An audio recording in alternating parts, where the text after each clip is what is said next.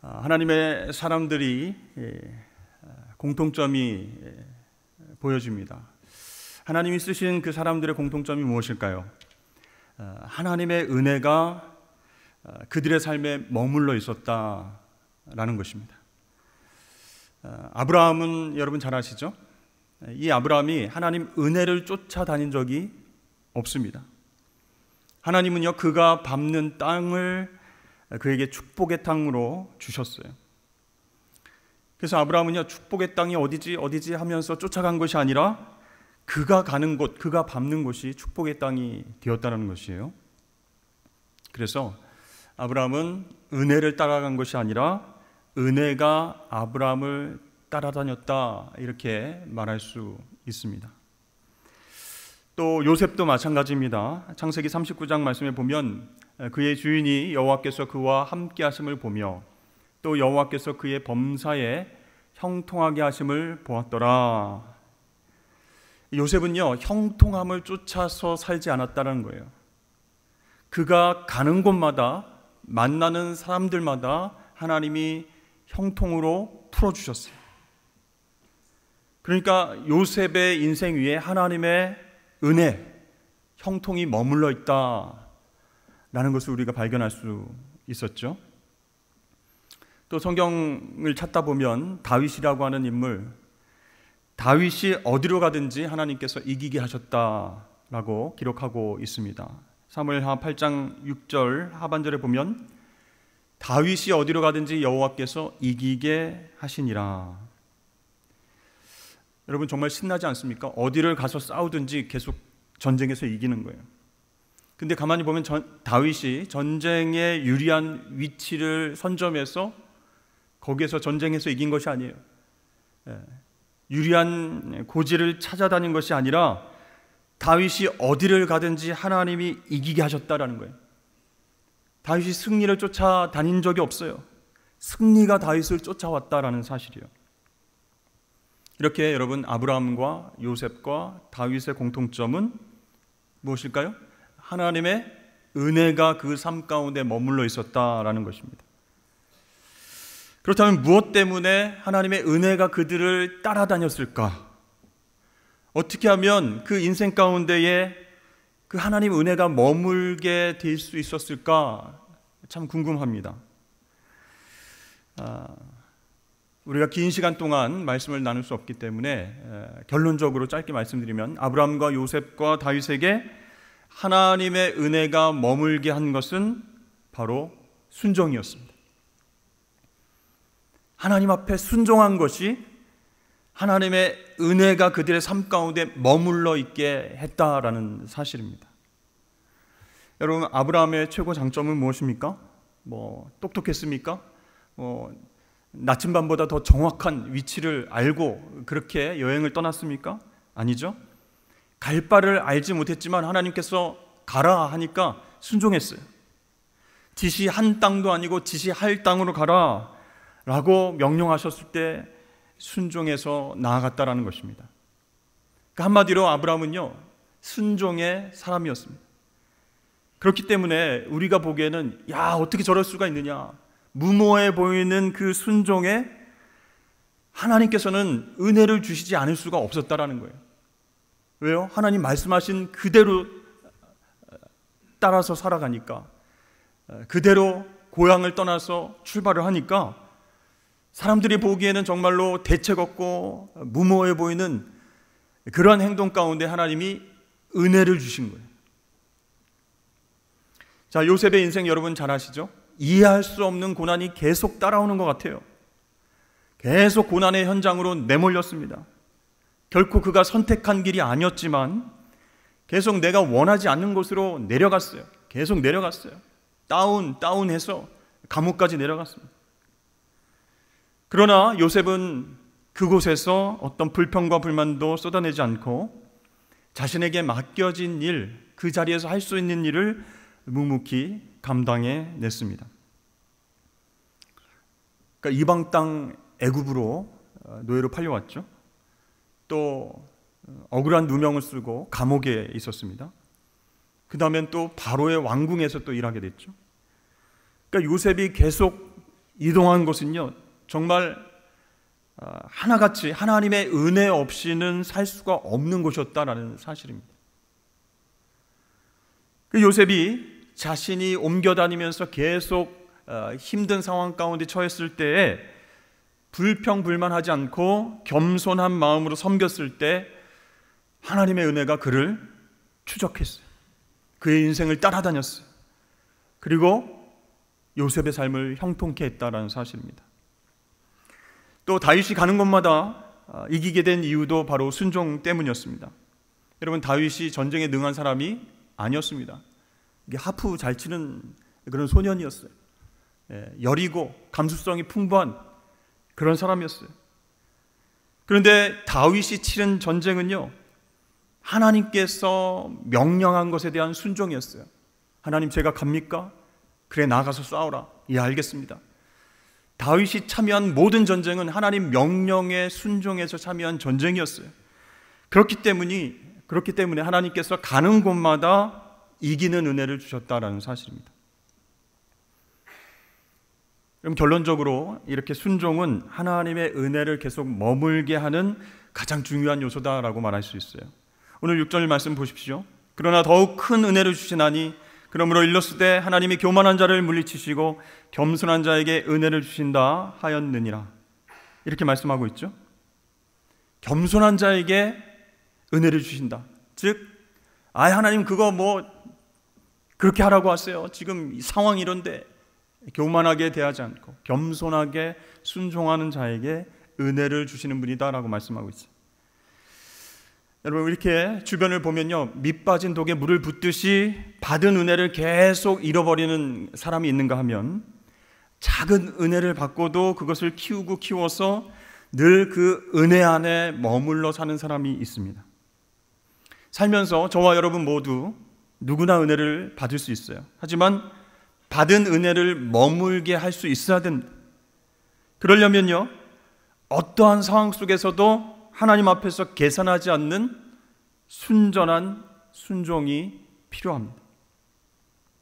여러분, 오늘 아브라함과 요셉과 다윗처럼 매 순간 하나님께 순종하시기를 축복합니다. 그러면 우리의 삶의 순간순간이 은혜로 채워지고요, 그 은혜가 머물게 되는 거예요. 또 하나, 우리는 기도해야 은혜를 경험할 수 있다는 사실입니다. 여러분, 은혜는 하나님이 주시는 선물이죠. 구하여서 얻는 것이 은혜가 될 수 있을까요?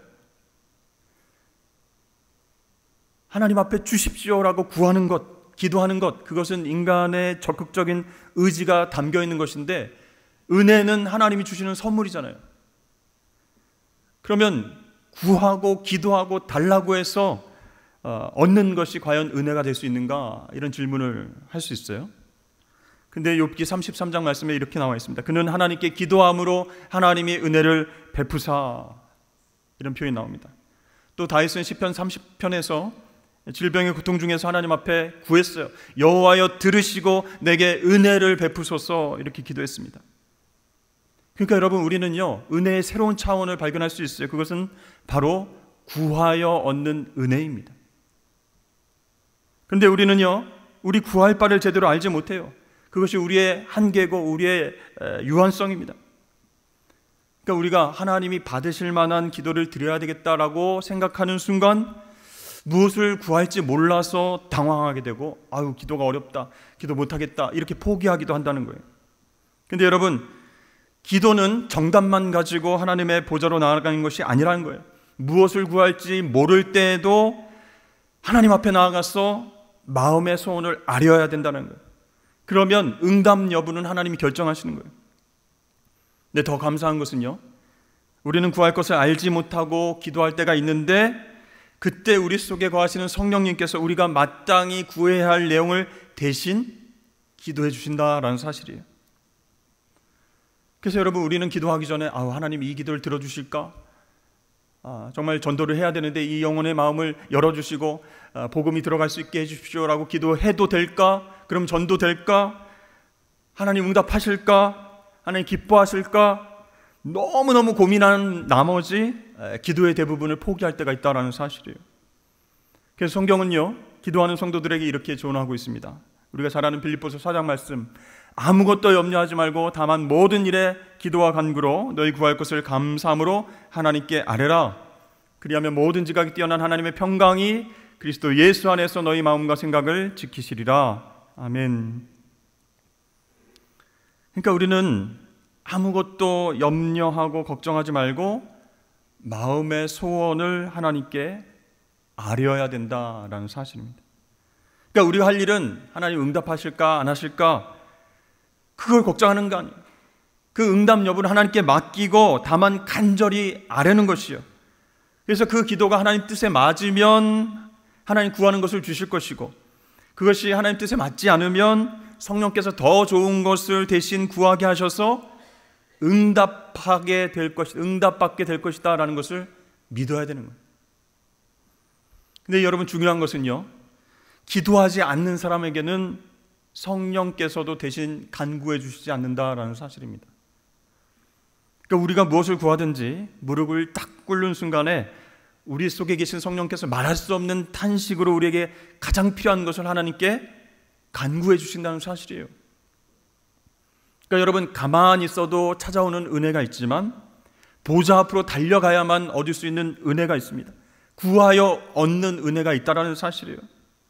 근데 여러분, 이 구하여서 얻는 은혜는 기도의 능력을 깨달은 사람만이 누릴 수 있는 은혜임을 꼭 기억하실 수 있기를 바랍니다. 여러분, 우리가 전도 한번 해보기 위해서, 영혼 구원을 잘 해보기 위해서 모였습니다. 우리가 이 영혼 구원의 사명을 감당할 때 필요한 것은 무엇일까요? 하나님의 은혜입니다. 그 은혜 안에 머물 때에 전도라고 하는 것이요, 일이나 이벤트가 되지 않는다는 거예요. 하나님이 부어주시는 은혜를 경험할 때에 전도가 정말 하나님 기뻐하시는 귀한 일이구나 라는 것을 깨닫게 된다는 거예요. 어떻게 보면 어렵게 보이는 이 전도의 사명 어떻게 감당해야 될까요? 오늘 말씀에 의하면 첫 번째, 순종해야 된다. 순종해야 하나님의 은혜가 임하기 때문이에요. 겸손한 자에게 더 큰 은혜를 하나님 부어주신다 약속하셨잖아요. 두 번째는요, 염려 걱정 대신 기도해야 된다는 거예요. 어떻게 전도하지? 어떻게 복음을 전하지? 어떻게 데리고 오지? 염려 걱정 대신 기도를 먼저 하라는 거예요. 구하여서 얻는 은혜를 사모해야 여러분 기도할 수 있어요. 근데 여러분, 우리가 전도하라, 증인의 삶을 살아라 라고 하는 주님의 명령에 순종도 안 하고 기도도 안 하고, 될 대로 되라지, 우리 동산에서 많은 사람들이 전도하겠지, 나 대신 하겠지, 전도는 해야 되겠는데 어떻게 하지, 딱 한 번만 교회에 나오면 된다고 그럼 말해볼까, 이렇게 하고 끝낸다면 하나님의 은혜가 내 삶 가운데 머물러 있을 수가 없는 거예요. 하나님 주시는 기쁨을 우리가 경험할 수 없는 거예요. 여러분, 왜 새생명 기쁨 축제라고 이름을 지었는지 아십니까? 지난주 주일 설교를 생각해 보십시오. 빌립이 에디오피아 내시를 전도했을 때 그가 세례를 받았어요. 하나님의 자녀가 되었습니다. 그리스도의 옷 입고 사명을 감당하기 위해서 고향 땅으로 돌아갔어요. 기쁨으로 돌아갔다, 이렇게 이야기하고 있습니다. 정말 최고의 자리에 올라서 여러 가지로 만족한 삶을 살 수 있었던 그 내시가 영적인 기쁨을 체험하고 돌아갔다 그랬어요. 그 모습을 본 빌립도 기쁨으로 계속해서 전도의 삶을 살았다라는 거예요. 그러니까 전하는 자나 받는 자나 기쁨으로 감당하고 기쁨을 체험하는 것이 바로 전도이기 때문에 새생명 기쁨 축제다, 이렇게 지었습니다. 여러분, 이 영혼 구하는 귀한 사명, 이것이 기쁨이 되기 위해서는 하나님의 큰 은혜가 필요하다라는 거예요. 그래서 여러분, 순종해야 되고요, 두 번째로는 기도해야 된다는 거예요. 그렇게 열심히 하나님께서 누굴 인도해 주실지 모르지만 그건 맡기고, 응답 여부는 하나님께 맡기고, 내가 순종하고 기도하는 일에 집중하고 나아갈 때 전도를 통한 놀라운 영적인 기쁨을 우리에게 주실 줄로 믿습니다. 여러분, 하나님의 은혜가 우리의 삶을 떠나지 않을 것을 사모하고 하나님 말씀의 명령에 순종하십시오. 그리고 염려 대신 기도하십시오. 그럴 때 하나님께서는 영원 구원의 기쁨을 우리에게 허락하여 주실 줄로 믿습니다.